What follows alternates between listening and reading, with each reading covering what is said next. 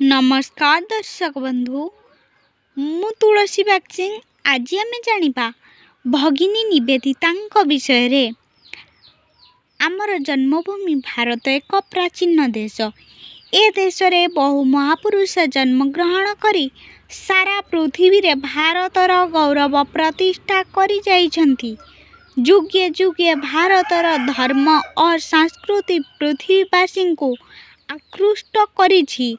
एहार आदर्श रे आकृष्ट होई जेउ केते जन विदेशी महिला भारत को निज जीवन कर्मक्षेत्र रूपे बाछि नेइछंती। भगिनी निवेदिता सेमानक मध्यरु जणे। तांक पितामाता आयरलैंड राज्यवासी डुगानुंग नामक स्थान रे 1867 मसीहा अक्टोबर मास 28 तारीख दिन से जन्मग्रहण करिथिले। तांकर नाम थिला मार्गारेट नोबेल। से हालिफैक्स कॉलेज रु शिक्षा समाप्त करी विभिन्न बालिका विद्यालय रे शिक्षयित्री रूपे कार्य करिथिले। शिक्षादान अभिज्ञता हासिल करिबा तांकर लक्ष्य थिला। धन्यवाद।